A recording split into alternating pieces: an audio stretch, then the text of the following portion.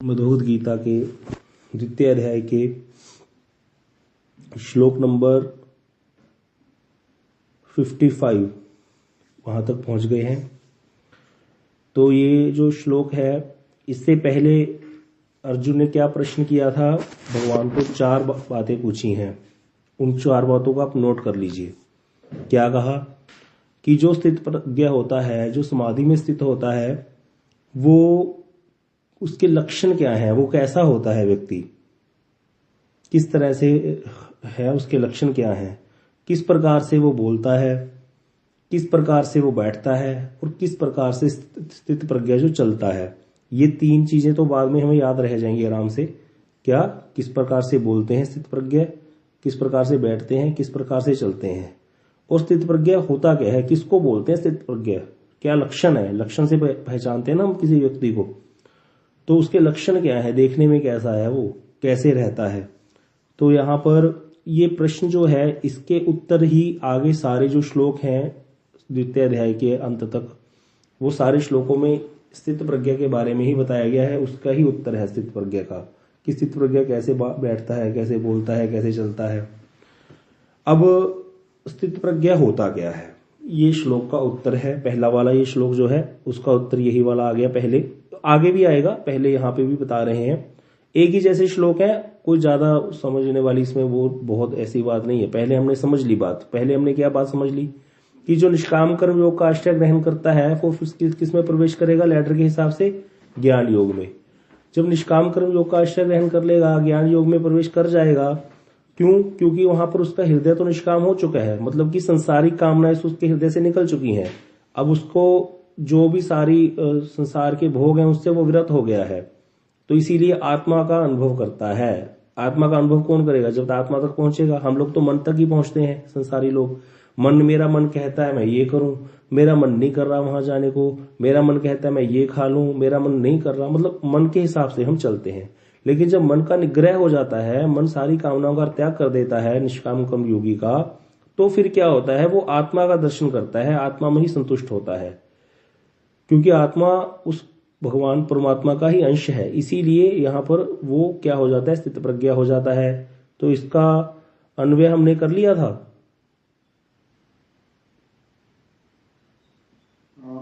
हो गया था अन्वय। अच्छा, अनुवाद भी इसका हो गया था। अब इसका अर्थ आगे पढ़ते हैं, भावानुवाद। तो यहां पर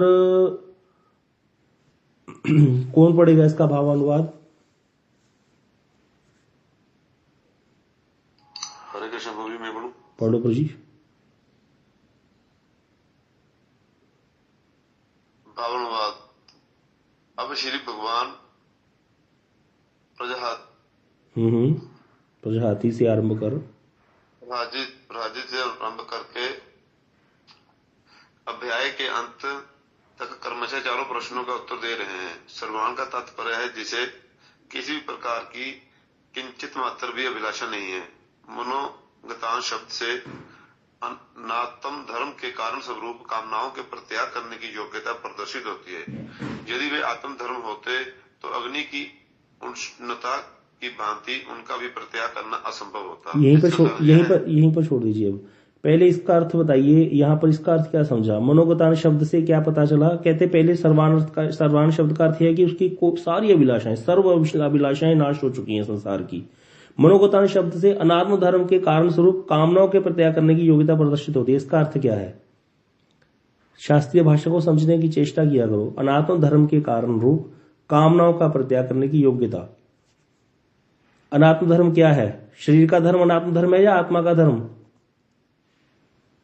शरीर का धर्म। शरीर का धर्म अनात्म धर्म है। तो शरीर के धर्म के कारण, है ना, उसका जो कामनाओं का प्रत्याग करने की योग्यता हो चुकी, खत्म उसकी हो गई है, उसकी योग्यता आ गई उसकी कामनाओं का प्रत्याग करने। क्यों? क्योंकि वो आत्म अनात्म विवेक हो गया उसको।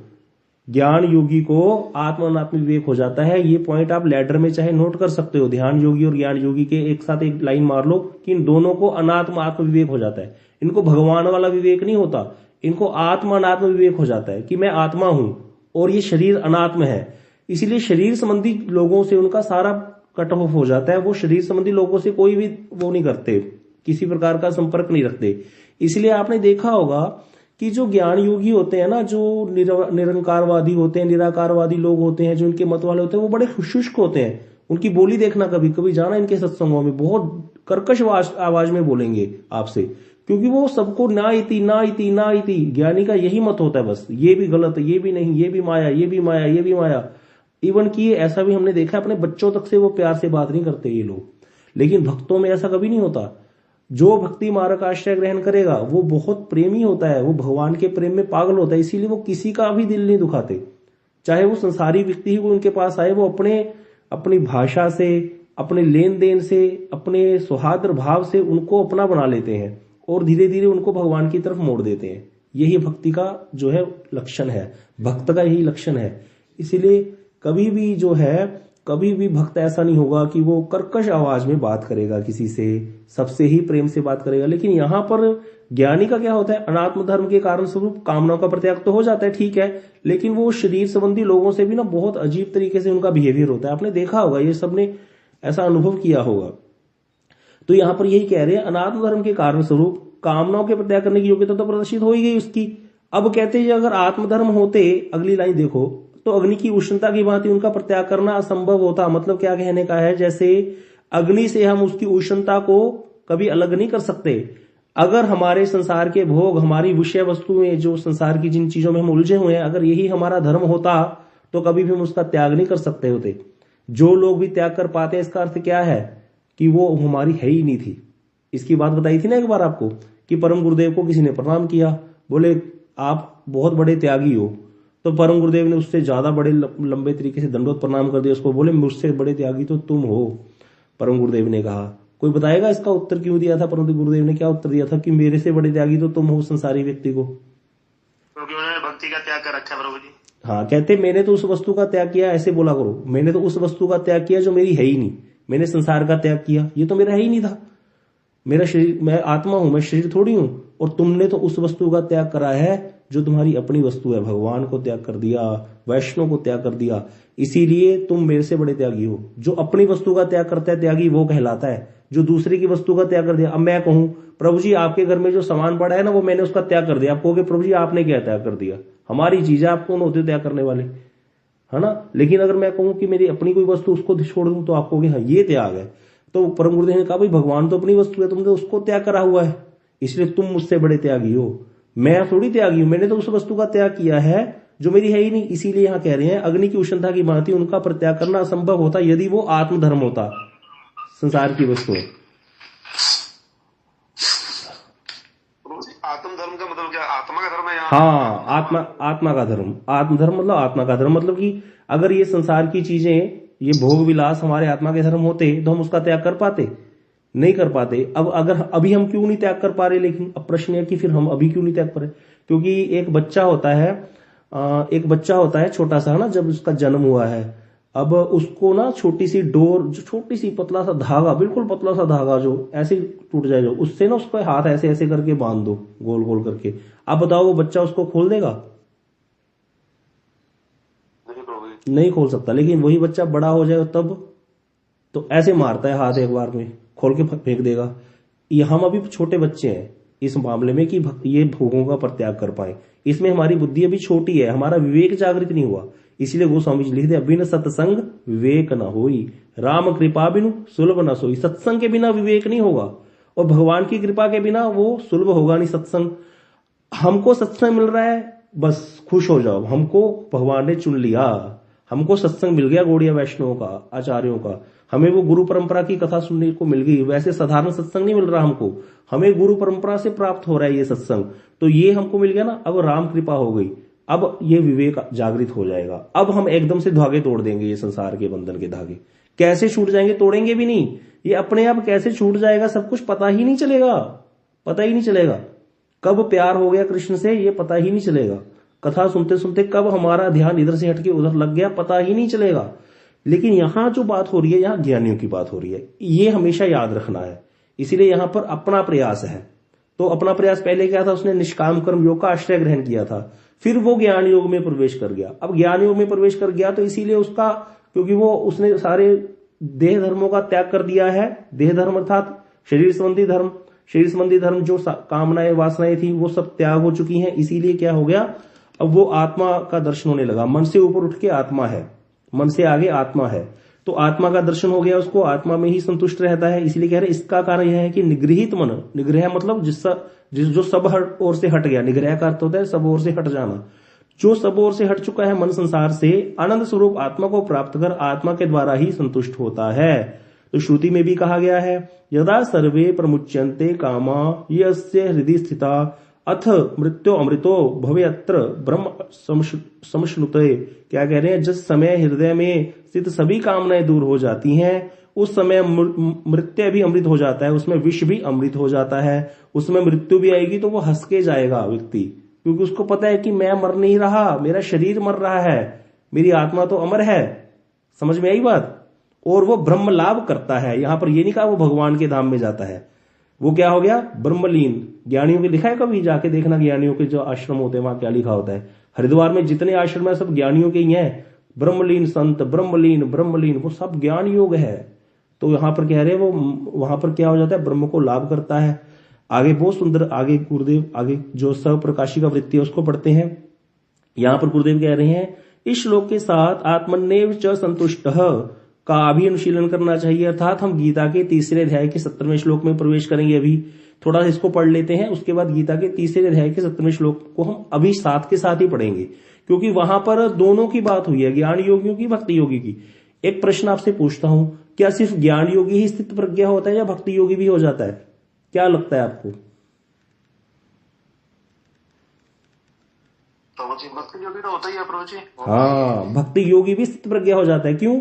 स्थित प्रज्ञा का लक्षण क्या है? स्थित प्रज्ञा का लक्षण ये है कि उसकी हृदय की कामनाएं नष्ट हो जाती हैं, और भक्ति योगी भी तो हो जाती हैं भाई। तो इसीलिए गुरुदेव यहां कह रहे हैं, भैया 3/17 भी पढ़ लो, उसका भी अनुशीलन कर लो, क्योंकि वहां पर अब भक्ति योगियों की भी बात आ गई। तो दो प्रकार के स्थित प्रज्ञा हो गए, एक ज्ञान योग के आश्रय ग्रहण करके जो स्थित प्रज्ञा हुआ, और एक जो भक्ति योग का आश्रय ग्रहण करके स्थित प्रज्ञा हुआ, जिसने श्रवण कीर्तन विष्णु स्मरण किया, वो भी स्थित प्रज्ञा हो जाता है। इसको कंप्लीट कर लेते हैं। पहले श्री प्रहलाद जी महाराज कह रहे हैं भागवत में, यहां पर विमुचंती यदा कामान मानवो मनसि स्थितान तरी एव पुंडरीकाक्ष भगवत तत्वाय कल्पते। हे पुंडरीकाक्ष, भगवान जो प्रहलाद जी हैं वो भगवान को कह रहे हैं, किनको? भगवान को, नरसिंह भगवान को। मनुष्य जब उन्हें हृदय स्थित कामनाओं का परित्याग कर देता है, तब वह आपके समान ही ऐश्वर्य प्राप्त करने में समर्थ होता है। सोचो, ये जड़, ये कामनाएं, संसार की कामनाएं हमको कहां कितनी बड़ी बाधा दे रही हैं। संसार के जो भोग हम नहीं छोड़ पा रहे, कितनी बड़ी बाधा दे रहे हैं हमको कि हम भगवान वाला ऐश्वर्य नहीं प्राप्त कर पा रहे। भगवान का क्या ऐश्वर्य है, सोचो। भगवान के 6 ऐश्वर्य हैं, भगवान के समान हो जाता है वो व्यक्ति। इसीलिए जो ज्ञानियों का मत और भक्तों का मत ज्यादा डिफरेंस नहीं है। भक्त भी वैसे ही ऐश्वर्य को प्राप्त करते हैं, लेकिन वो दास बन करके रहते हैं। लेकिन ज्ञानी कहता है मैं भगवान बन गया। तो यही डिफरेंस है, मैं ब्रह्म ही हूं। तो अब आगे हम तीसरे के 17वें अध्याय में, 17वें श्लोक में चढ़ते हैं। तीसरे अध्याय के जिनके पास श्रीमद्भगवत गीता है वो खोल लीजिए, नहीं तो स्क्रीन पे देखिए। अच्छा, श्लोक रहने देते हैं, पहले सीधा इसका अर्थ ही पढ़ते हैं, क्योंकि यहां पर गुरुदेव क्या कह रहे हैं। यहां पर ये श्लोक का अर्थ यही है, किंतु जो व्यक्ति आत्माराम है, आत्मा में ही तृप्त रहने वाले हैं एवं आत्मा में ही संतुष्ट है, उनके लिए कोई कर्तव्य कर्म नहीं है। बिल्कुल सही बात है। तो वो संसार का कोई कार्य करेंगे? नहीं करेंगे। अब इसकी टीका पे आ जाओ। अच्छा, सप्रकाशिका वृत्ति में आ जाइए इसकी। गुरुदेव कह रहे हैं, ऐसे कर्म चक्कर में वर्तमान रहने वाला जीव अपना कर्तव्य समझकर कर्मों का अनुष्ठान करता है। यहां पर कह रहे हैं ना, तो वहां पर क्या कर रहा है? कर्तव्य बुद्धि से कर्मों का कार्य कर रहा है, बच्चों का पालन भी कर रहा है, सब कुछ कर रहा है, लेकिन कर्तव्य बुद्धि से। किंतु आत्म विवेक वाले पुरुष अर्थात जो ज्ञान योगी हैं, आत्म वस्तु के अनुशीलन में ही तत्पर रहते हैं। ज्ञान योगी जो हैं वो आत्म वस्तु के तत्पर में ही रहते हैं। वे आत्माराम और आत्मकाम होने के कारण आत्म वस्तु में ही संतुष्ट रहते हैं, क्योंकि वो आत्माराम बन चुके हैं, आत्मा में ही रमन करते हैं। ऐसे मनुष्य भी यहां पर 2 प्रकार के गुरुदेव ने बोल दिया। कौन से? केवल आत्म अनुसंधान में ही रत रहने वाले, केवल आत्मसंधान में ही करने वाले ज्ञान योगी, और भगवान के प्रेम में पागल, भगवान के प्रेम का अनुशीलन करने वाले कि मुझे प्रेम मिल जाए भगवान का, ऐसा अनुशीलन करने वाले भक्ति योगी। तो यहां डिफरेंस आ गया, 2 तरह के हो गए, ज्ञान योगी और भक्ति योगी। तो सनंदन आदि जो 4 कुमार हैं, ये प्रथम श्रेणी के ज्ञान योगी हैं। और देवऋषि नारद जी भी जो हैं वो क्या हैं? वो भी स्थित प्रज्ञ हैं, लेकिन वो दूसरी श्रेणी के हैं, वो भक्त हैं भगवान के। अपना कर्तव्य समझकर कर्मों का अनुष्ठान नहीं करते, वो क्या करते हैं, केवल जीवन निर्वाह करने के लिए भक्ति के अनुकूल कर्मों का आचरण करते हैं, कर्म चक्र से छुटकारा पाकर भगवान की प्राप्ति करते हैं और शांति का अनुसंधान करते हैं। तो वो क्या करते हैं, जीवन निर्वाह के लिए कि भैया पेट है तो भरना पड़ेगा। इसीलिए संत लोग ज्यादा जो सब छोड़ देते, त्याग कर देते हैं, वो ज्यादा प्रयास नहीं करते। पता है भाई भूख लगेगी, जा करके मांग के खा लिया कहीं से भी, बस हो गया काम, जरूरत ही नहीं है कपड़े उठा करके नीचे कहीं रखे हैं बाहर पर। भागवत कथा यहीं से शुरू होती है। श्रीमद् भागवत तो शुरू कहां से होती है? सुखदेव गोस्वामी कहते हैं जब भगवान ने अंजलि दी है तो बर्तनों की क्या जरूरत, जब भगवान ने हमें ये दिया, हाथ दिया है, तो तकिए की क्या जरूरत है? रास्ते पे क्या पड़े हुए चिथड़े नहीं मिल जाते हैं किसको पहनने हो तो? क्यों? क्योंकि अब वो भक्ति योग से ही शुरू होती है भागवतम। तो वहां पर वो कह रहे हैं कि भैया अब जब जिसको यही समझ आ गया मुझे भजन करना है, तो वो क्या करता है, जीवन निर्वाह के लिए क्या करेगा, भक्ति के अनुकूल कार्यों को स्वीकार करेगा। बस जो हम रोज सड़क शरणागति का कीर्तन करते हैं, भक्ति अनुकूल मात्र कार्य स्वीकार, भक्ति प्रतिकूल भाव व्रजानांगीकार। तो वही है, भक्ति के अनुकूल कर्मों का आचरण करते हैं, कर्म चक्र से छुटकारा पाकर अपने आप से ही वो शांति अनुसंधान करते हैं। अतः वे सब कुछ करने पर भी कुछ नहीं करते। क्यों? क्योंकि वो भगवान के लिए करते हैं जो भी कार्य कर रहे हैं। हम सब लोग उठे हैं आज सुबह सबने स्नान किया, एक नित्य कर्म है, तो इस नित्य कर्म का भी कोई दोष हमको लगेगा नहीं, क्योंकि हम भगवान के लिए उठे हैं, क्योंकि हमने भगवत गीता का पाठ सुनना है, कीर्तन करना है। तो इसीलिए वो सब कुछ करने पर भी कुछ नहीं करते। इसीलिए उनके कर्म नहीं कहलाते, अवस्था भेद से उनके कर्म ज्ञान अथवा भक्ति कहलाते हैं। तो यहां पर ये बात हो गई। क्योंकि हनुमान जी देखो, हनुमान जी गए लंका में और वहां जाकर के लंका का दहन करे आए। हनुमान जी ने ऐसे हुंकार मारी, राक्षसियों के गर्भ गिर गए। कोई इतनी ऊंची आवाज में बोले कि किसी का बच्चा पेट में मर जाए, इससे बड़ा पाप होगा कोई संसार में? लेकिन हनुमान जी को कभी किसी ने सुना है कि उनको नरक जाना पड़ा इस पाप के कारण? भाई बच्चे तो मरे ही थे, राक्षसियों के गर्भ गिर गए थे जब हनुमान जी ने जय श्री राम बोला। लेकिन कभी भी ऐसा नहीं सुनने में आता, क्योंकि वो भगवान का कार्य है। एक फौजी देश के लिए जाकर के सरहद पे कितने लोगों को गोली मार के आ जाता है, उसको क्या उसके परिवार को जेल में कर देते हैं, उसको जेल में सड़ने के लिए देते हैं जब आता है वापस? नहीं, उल्टा अगर वो शहीद हो जाए वहां पर गोलियां चलाते हुए, तो उसके नाम का एक गेट बनता है, उसके बच्चे को जॉब दी जाती है, उसकी पत्नी को पेंशन और बहुत सारे पैसे दिए जाते हैं। क्यों? क्योंकि वो अपने लिए नहीं किया, उसने देश के लिए किया। वही व्यक्ति बाहर जाकर किसी से लड़ाई झगड़ा करके किसी को मारा है तो उसको जेल हो जाएगी। तो इसीलिए यहां पर यही कह रहे हैं कि भगवान का जो भक्त है वो प्रभु प्राप्ति के लिए कार्य करता है, प्रभु के लिए कार्य करता है, सारे सेवा बुद्धि रख करके। इसीलिए कार्य करने पर भी उसको कोई कर्म का दोष नहीं लगता। अकर्मणा स्थिति ये भी होती है, कुछ ना करना भी अकर्म कहलाता है, कि शास्त्र विहित कर्म ना करना और उल्टा भी ना करना, ये अकर्म कहलाता है। लेकिन अकर्म का एक दूसरी डेफिनेशन ये भी है कि सब कुछ करते हुए भी तुमको कर्म ना बांधे, तो वो भी अकर्मणा स्थिति बोलते हैं। वो भक्तों की होती है, भक्त अकर्म नहीं होते हैं। कोई भी कार्य करते हुए उनको कर्म का दोष नहीं लगता, क्योंकि कर्म का फल क्या है? सुख या दुख भोग। सुख और दुख भोगने के लिए शरीर लेना पड़ेगा, फिर यहां पर आना पड़ेगा। तो इसीलिए कर्म से परे हो जाते हैं भगवान के भक्त। अब आगे अगला श्लोक है, ये समझ में आ गया सबको? किसी का कोई हैंड रेज कर दीजिएगा, किसी को उसमें कुछ पता लगे, या फिर बाद में पूछ लीजिएगा। दुखेषु अनुदिग्न मना सुखेषु विगत स्पृह वीतराग भय क्रोध स्थिति मुनिरुच्यते। ये श्लोक आप चाहो तो याद कर लेना, ये श्लोक भी इंपॉर्टेंट है। तो कह रहे हैं वो ज्ञान योगी कैसा होता है? दुखेषु अनुदिग्न मना। इसका अन्वय कोई पढ़ेगा? यहां पर राहुल पढ़ो, आप पढ़िए इसका अन्वय।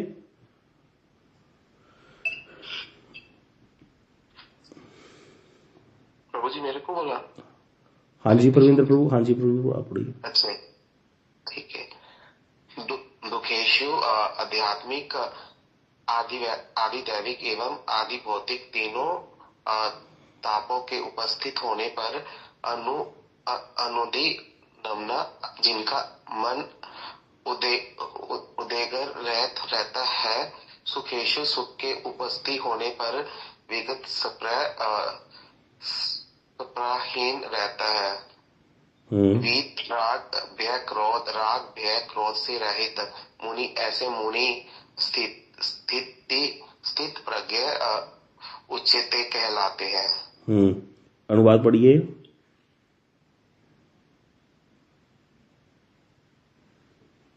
जो आध्यात्मिक आदि तीनों तपों उपस्थित होने पर उद्विग्न नहीं होते हैं, सुख प्राप्त करने पर सुख में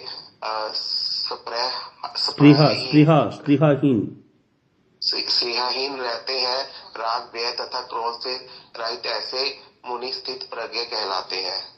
तो क्या कह रहे हैं यहाँ पर प्रभु कि भाई जो स्थित प्रज्ञा के लक्षण पूछे थे ना अर्जुन ने, तो भगवान ने पहला लक्षण स्थित प्रज्ञा क्या बताया, वो आत्मा में रमण करता है। छोटे छोटे अगर हम बिल्कुल प्रिसाइज करते हुए लास्ट में जाकर ये सोचें कि इस श्लोक का वास्तविक अर्थ क्या था, भगवान से अर्जुन ने पूछा स्थित प्रज्ञा के लक्षण क्या है, तो पहला लक्षण वो आत्मा में ही रमण करता है। क्यों? क्योंकि वो कामनाओं का परित्याग कर चुका है, बस इतनी बात है।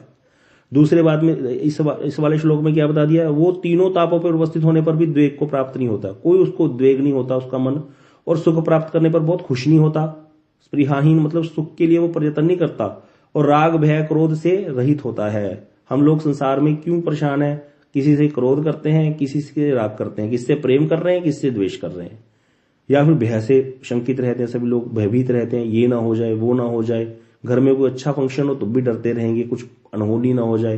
तो लेकिन वो जो स्थित प्रज्ञा है बोले वो किसी चीज में विचलित नहीं होता, क्योंकि वो शरीर के धर्मों का परित्याग कर चुका है। इसलिए राग भय क्रोध जितने भी ये सारी चीजें हैं इनसे वो दूर रहता है, उसको वो उससे रहित होता है। और तीनों ताप, कोई बताएगा तीन ताप कौन कौन से होते हैं? प्रभु जी वेणुगोपाल प्रभु बताएंगे तीन ताप कौन कौन से हैं, ये भी नोट कर। प्रभु जी दैविकता आधि दैविक बोलो, आधि दैविक, आदि दैविकता प्रभु जी, आदि भौतिकता और आध्यात्मिकता प्रभु जी। आध्यात्मिकता। अच्छा अनुदीदी आप बताइए आध्यात्मिक ताप कौन से होते हैं? जो शरीर और मन से रिलेटेड होते हैं। ठीक है। आधिदैविक ताप कौन से होते हैं? जो देवताओं के द्वारा हाँ, देवता और उपदेवता भी, अपदेवता अपदेवता होते हैं, जैसे भूत प्रेत आदि से भी जो ताप मिले वो अधिदैविक ताप होते हैं। अधिभौतिक ताप कौन से होते हैं? जो प्रभु जी अपने आप अपने शरीर से अन्य जीवों से, हाँ शरीर से नहीं, अन्य जीवों से। तो सब लोग म्यूट कर दीजिए। अब देखिए इसको अच्छे समझिए, हम लोगों को कष्ट कौन कौन दे सकता है? तो हमें तीन प्रकार से कष्ट मिलते हैं, संसार के हर जीव को मिलता है, चाहे कोई राष्ट्रपति हो उसको भी दे देता है कष्ट। ये तीनों ताप सबको कष्ट मिलते हैं। ये आधि भौतिक ताप कौन से होते हैं? जो भौतिक होते हैं प्राणी, जो प्राणियों से मिलते हैं हमको ताप, अन्य प्राणियों से हमको ताप मिलता है, उसको आधि भौतिक ताप कहते हैं। जैसे बैठे थे, मच्छर ने काट लिया, किसी को सांप काट गया है, ऑफिस गए, बॉस ने गालियां दे दी, जाते ही सास बहू का झगड़ा हो गया, पति पत्नी का झगड़ा हो गया, ये आधि भौतिक ताप है। एक प्राणी दूसरे प्राणी को ताप दे रहा है। 84 लाख योनियों में कोई भी प्राणी हमको आके ताप दे गया, वो आधि भौतिक ताप हो गया। बस नोट कर लो इसको। आधिदैविक ताप कौन से होते हैं? आधिदैविक ताप होते हैं जो प्राणी ने नहीं दिए किसी, लेकिन वो दैविक आपदा हो गई। दैविक आपदा में किसी का कोई वश ही नहीं चल सकता। अभी यहाँ बैठे हैं, बिजली गिर गई, मैं और लो यहाँ पर मैं बैठा हूं जहां पर, तो ये आधिदैविक ताप है। लोग वहां पर गए थे केदारनाथ में कि एकदम से वहां पर क्या हुआ, तो कितने लोग मर गए, ये आधिदैविक ताप है। तो जो किससे मिलते हैं हमको, दैविक आपदाएं हो जाए देवी देवताओं से या अपदेवताओं से, भूत प्रेत पिशाच आदि से जो ताप मिलता है वो आधिदैविक ताप है, दैविक आपदा हो गई। और आध्यात्मिक ताप होते हैं शरीर या मन से जो ताप मिलते हैं, मतलब कोई दूसरा भी नहीं है, कोई देवी देवता भी नहीं है, हमारा शरीर खराब हो गया है ना, तो इसीलिए हम परेशान हैं, टांग में दर्द हो रहा है, तो ये आध्यात्मिक ताप। या फिर मन का क्लेश, जो मन के क्लेश होते हैं, कई लोगों को कोई कुछ नहीं कहता, शरीर भी भला चंगा है, सारा कुछ ठीक है, कोई कुछ कहता ही नहीं है, ना कोई दैविक आपदा ना कुछ, बस अपने मन में ही घुलते रहेंगे, पता नहीं क्या क्या सोचते रहते हैं, उसने मुझे अगर ये बोल दिया, अगर मैं वहां चला गया, प्री कंसीडर्ड नोशंस, मन में कुछ ना कुछ चिंता करते रहना, और फिर इसको बोलते हैं डिप्रेशन की बीमारी जिनको होती है। तो ये आध्यात्मिक ताप है। कलयुग में ये सबसे ज्यादा है आध्यात्मिक ताप, कलयुग में। तो जो मन में ही चलता है, हमारे माइंड से हमें जो ताप मिलता है, अपने आप भूलता रहना, सोचते रहना, ये जो ताप है सत्संग सुनने से बहुत जल्दी दूर होता है। इसका और कोई इलाज ही नहीं है। सत्संग जो है, स्क्रीन पे आपको दिख रहा होगा, तो ये स्ट्रेस, एंगर, एंजाइटी, फ्रस्ट्रेशन, जितनी भी ये प्रॉब्लम्स हैं जिसके कारण सुसाइड तक कर लेते हैं कई लोग, ये आध्यात्मिक ताप के कारण होता है। अमेरिका में ये सबसे ज्यादा है, सबसे समृद्ध देश है अमेरिका, लेकिन यूएसए में सबसे ज्यादा आध्यात्मिक ताप से ग्रस्त हैं लोग, क्योंकि कोई किसी को कष्ट वहां दे नहीं सकता, देगा तो फिर क्या हो जाएगा, उसको जेल करवा देंगे। उस मच्छरों को काटने के लिए उन्होंने बड़ी व्यवस्था करी है, कोई काट ही नहीं सकता मच्छर, लेकिन अपने आप में इतने परेशान है। भगवान कहते कहां बच के जाओगे भैया, गीता में भगवान ने जो बातें करी है ना, ये परम वाक्य है। 3 तापों से कोई नहीं बच सकता, एक ताप नहीं मिलेगा तो दूसरा आगे मिल जाएगा तुमको। कहां भागोगे, यहां से अमेरिका भाग जाओ, कहीं भाग जाओ, स्वर्ग तक चले जाओ, ब्रह्मलोक तक चले जाओ, सब जगह जगह पर ताप है। आपको कि ब्रह्मलोक में, स्वर्गलोक में क्या ताप है? स्वर्ग में इंद्र को भी ताप होता है कि नहीं होता? इसीलिए तो जाकर के पाहीमाम करते हैं भगवान के पास, रक्षा करो, जो असुर इत्यादि आकर के आक्रमण कर देते हैं, उनको भी ताप मिलते हैं ये वाले। इसीलिए यहाँ पर भगवान जो गीता में बातें कर रहे हैं वो परम वाक्य कह रहे हैं अपने, कि जिनके द्वारा इन सब चीजों से छुटकारा हो सकता है। तो यहाँ पर कह रहे हैं स्थित प्रज्ञा के क्या लक्षण है? वो स्थित प्रज्ञा ऐसा होता है कि वो व्यक्ति जो है इससे ऊपर उठ जाता है, तीनों तापों का उसको कोई फर्क नहीं पड़ता। यहाँ पर प्रभु जी दिखा रहे हैं, आदि दैविक ताप हो गया, बिजली गिर गई, यहाँ पर देखो आग लग गई किसी के घर, स्टोर्म आ गया, अर्थक्वेक हो गया, फ्लड आ गया, ये सब कौन से ताप हैं? आदि दैविक ताप हैं, इसमें कोई कुछ नहीं कर सकता। ठीक है। Problems given by family members, relatives, friends, neighbourhood, सबको देखता होगा, कुत्ते ने काट लिया किसी को, सर्वेंट्स, घर में काम वाली कितना ताप देती हैं सबको, ये तो ताप सबको मिलता है। घर में पंजाब में तो कोई काम करना चाहता नहीं घर में खुद, पहले तो सब आप ही करना पड़ता था, अब आजकल हो गई है महारानी काम वाली, अब वो आती नहीं है। कई बार फोन करो तो फोन करते रहो, फोन भी नहीं उठाती, फिर सबको बड़ा ताप मिलता है, फिर इतनी गालियां देती हैं माताएं, घर में बैठ रहती, कहाँ मर गई, पता नहीं क्या हो गया, अब उसको ताप मिल रहा है बहुत ज्यादा, है ना, कि क्या करूंगी, ये सारा काम मेरे ऊपर आ गया आज। तो वहां पर ये हो गया ताप। तो ये 3 प्रकार के जब ताप मिलते हैं स्थित प्रज्ञा को, तो उसको क्या हो जाता है, वो उस पर विचलित नहीं होता, वो स्वयं करने लग जाएगा वो काम, लेकिन किसी को दोषारोपण नहीं करेगा। तो इसीलिए यहाँ कह रहे हैं स्थित प्रज्ञा पुरुष क्या बोलते हैं। इसके प्रश्न के उत्तर में श्री भगवान कह रहे हैं दुखेशु। हाँ जी प्रभु जी, कुछ प्रश्न है डॉक्टर अच्युत? हाँ जी प्रभु जी, दंडवत प्रणाम जी। तो ये स्पृहा का मतलब बता दीजिए। स्पृहा होता है जैसे क्या बोलते हैं उसको इंग्लिश में, स्पृहा को इंग्लिश में क्या बोलते हैं? इच्छा, मतलब बहुत ज्यादा क्रियोसिटी किसी चीज को प्राप्त करने की स्पृहा। मैं कहता हूं मुझे क्रियोसिटी है, क्रियोसिटी बोल सकते हैं। क्रियोसिटी समझते हो ना, कि मैं को ये चाहिए ही चाहिए, ये स्पृहा उसकी खत्म हो जाती है। हाँ, उद्विग्नता। हाँ, तो यहां पर स्थित प्रज्ञा पुरुष क्या बोलते हैं, भावानुवाद है इसका। इसके प्रश्न के उत्तर में भगवान दुखेशु इत्यादि 2 श्लोकों की अवतारणा कर रहे हैं यहाँ पर, कि अब कह रहे जो स्थित प्रज्ञा है वो पहले तो उसका लक्षण हो गया कि वो कोई फर्क नहीं पड़ता उसको। देखिए अगर हम इस श्लोक की सिंपल अर्थ पढ़ते हैं तो उसका अर्थ यही लिखता है कि स्थित प्रज्ञा ऐसा होता है तीनों तापों में सम रहता है और राग भय क्रोध से रहित होता है। लेकिन श्री विश्व चक्रवर्ती जी कहते हैं स्थित प्रज्ञा क्या बोलता है, इसका उत्तर यहाँ पे दिया श्लोक में, तो इसलिए टीका से ही समझ में आते हैं श्लोक। तो यहाँ पर कह रहे हैं कि वो कैसे बोलते हैं, इसका उत्तर दे रहे हैं भगवान। आगे का श्लोक और ये वाला श्लोक, इसमें बता रहे हैं स्थित प्रज्ञा बोलता कैसे है। उसने पूछा ना भी बोलता कैसे है, बैठता कैसे है, चलता कैसे है, अर्जुन ने पूछा, तो भगवान कह रहे हैं वो बोलता कैसे है कि दुख अर्थात भूख प्यास, सिर हो दर्द हो गया, ज्वर हो गया, ये सारे आध्यात्मिक दुख हैं उसको, है शरीर के कष्ट है, ये किसी ने थोड़ी दी है। भूख प्यास हो गई, लग गई, बुखार आ गया, सिर दर्द हो गया, ये आध्यात्मिक दुख है। सर्प भाग इत्यादि प्राणियों से जो दुख है अधिभौतिक दुख है, दूसरे व्यक्ति ने आके काट लिया। अतिवृष्टि, ज्यादा वर्षा हो गई, उत्पन्न दुख, जब बिजली गिर गई, ये अधिदैविक दुख है।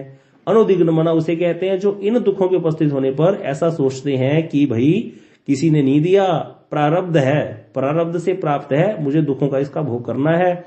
और ऐसा जानकर या तो स्वयं से कुछ कहते हैं अथवा दूसरों के द्वारा पूछे जाने पर स्पष्ट रूप से बोलते हैं। मतलब कहने का ये कि अब अर्जुन ने पूछा ना भी बोलता कैसे है। अब जनरली क्या होता है, कोई व्यक्ति को कोई क्लेश हो जाए तो क्या वो चुप कर जाता है, जो स्थित प्रज्ञा होता है। यहाँ पर अर्जुन कहते हैं, कई लोग तो बहुत शोर मचाते हैं, तो वो क्या चुप कर जाता है या वो बोलता है। तो यहाँ पर विष्णु चक्रवर्ती जी कहते हैं भैया स्वयं को कुछ कह देता है, समझा लेता है इस दुख के आने पर, और दूसरों के पूछे जाने पर भी कोई पूछे कि भैया क्या हो गया, बीमार पड़ गए, हाँ जी हाँ ये हो गया, बीमार हो गए, खांसी हो गई, जुकाम हो गया, बोल देगा।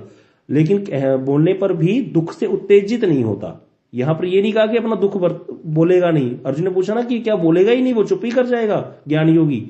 बोले स्थित प्रज्ञा जो है, चाहे वो भक्ति योगी है चाहे वो ज्ञान योगी है, वो दुख से उत्तेजित नहीं होगा। मतलब उसको समझ आ जाएगा मेरा प्रारब्ध है, इसको मुझे भोगना है। कल हम इसकी आगे चर्चा करेंगे, इसको पढ़ के आइएगा। आप में से ही किसी से, आज सनातन प्रभु की बारी थी, उसने पूछना रह गया, अब कल तो वो वृंदावन पहुंच जाएंगे। तो कोई बात नहीं, ये प्रश्न जो है इसको पढ़िएगा जरूर, ताकि ये हमें पढ़ते ही समझ में आ जाएगा सारा कुछ, इसमें कुछ खास नहीं है। तो ये सारे श्लोक जो आगे हैं, दूसरा अध्याय तो बड़ा ही मुश्किल माना जाता है गीता जी का दूसरा अध्याय और भागवत जी का दूसरा स्कंद। श्री राजेंद्र दास जी महाराज जी कहते हैं भैया ना आदित्य इति द्वितीय है, इनके जैसा कोई है ही नहीं, ना गीता का दूसरा अध्याय और भागवत जी का दूसरा स्कंद। इसीलिए जो है इससे परे हट करके हमें क्या करना है, इसको अगर इसको हम समझ गए दूसरे अध्याय को, तो हमें आगे के सारे अध्याय आराम से समझ में आ जाएंगे, आराम से ही। इसमें जो कर्म ज्ञान योग और भक्ति का बस आप जो चार्ट है ना उसको हृदय में फिट कर लो, तब आप कभी इन चीजों को भूलोगे ही नहीं। ये आराम से सब चीजें हृदय में जाती रहेंगी। और गुरुदेव ने जैसे श्रीमद् भगवद गीता में एक्सप्लेनेशन की है, ऐसा कोई कर नहीं सकता, ना भूतो ना भविष्यति। ऐसा सुंदर तरीके से गुरुदेव ने दिया है ना। पहले ये गीता जब हम उठाते थे बड़ी ही मुश्किल लगती थी, जब प्रभु जी ने पढ़ाया तो फिर क्या कहना, फिर तो बिल्कुल ही जीरो ऐसे हो गया पानी की तरह। तो अभी सब लोग, हाँ हम लोग कीर्तन करते हैं। वंशा कल्पतरुभ्यश्च कृपा सिंधुभ्यश्च पतितानां पावनेभ्यो वैष्णवेभ्यो नमो।